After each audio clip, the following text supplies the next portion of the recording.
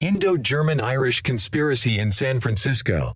Just months into World War I, an Indo-German-Irish plot was established to ship American weapons to India for a revolt against the British. The objective was to reduce Britain's ability to fight Germany and Irish nationalism by jeopardizing British recruiting in India and forcing Britain to commit military and intelligence resources to the United States and Asia. Ultimately, the plot collapsed as ships failed to rendezvous off Mexico in spring 1915 and a neutrality investigation was launched by American officials. American agents, Bureau of Investigation, BOI, British agents, Irish Republicans, Sinn Féin, private detectives, German agents, and Indian revolutionaries, Ghadar Party, were all entangled in a cloak and dagger tale that ended in a San Francisco courtroom with U.S. attorneys assisted by British agents facing Irish-American defense attorneys.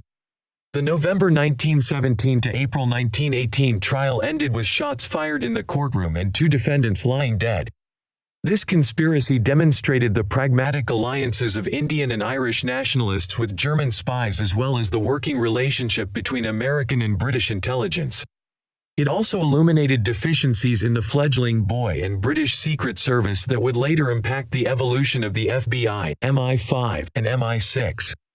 The conspiracy was coordinated through the German consulate in San Francisco, led by Consul General Franz Bopp and Vice Consul Eckhard von Schack.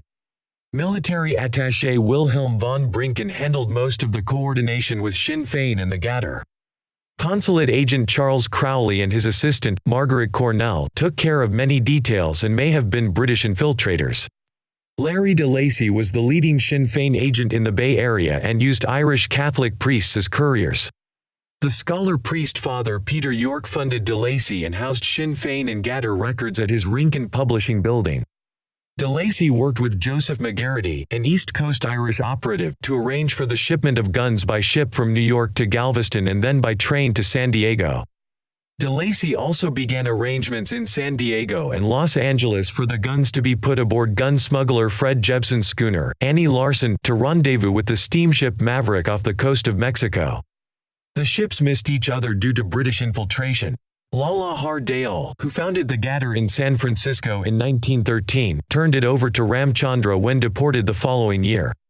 Ramchandra was aided by Taraknath Das, Muhammad Barkatullah, and Gopal Singh, with Singh taking over as leader when released from prison after the war. Manabendra Nath Roy was the Ghadar agent in Calcutta waiting for the guns that never arrived and became one of the founders of the Indian Communist Party. The British consulate in San Francisco, under Alexander Ross, infiltrated the conspiracy and helped the Americans to investigate and prosecute the conspirators. British Secret Service sent India police officer Robert Nathan to aid Ross in the United States after May 1916. Nathan had Secret Service agent Alexander Marr lead the investigation in San Francisco with the help of William Mendel's private detective agency, which included dozens of private detectives and may have been a front for British agents. Ross assigned J.S. Hale to be the British agent who accompanied the BOI on raids under Special Agent in Charge Don Rathbun and aided U.S. Attorney John W. Preston in putting the case together. The head of British Secret Service in India, George Denham, was also in San Francisco to aid the investigation and trial by 1917. British assistance was crucial. Preston reported to the Attorney General, "The evidence is in good shape. The British agents have worked very hard in putting the evidence in accessible form." Some evidence was supplied by the seized papers of German agent Franz von Papen in New York. Preston won the trial in April 1918 with the aid of Assistant U.S. Attorney Annette Adams, who later became the first woman on the California Supreme Court. However, on the final day of trial, Ghadar member Ram Singh entered the courtroom with a pistol that he obtained in the restroom during recess and killed Ghadar leader Ramchandra. A U.S. Marshal then shot and killed Singh. In the end, nearly 36 conspirators including Bopp and his consulate staff, de Lacy and some of his contacts, and the Ghadar leadership were convicted and sent to prison for the duration of the war.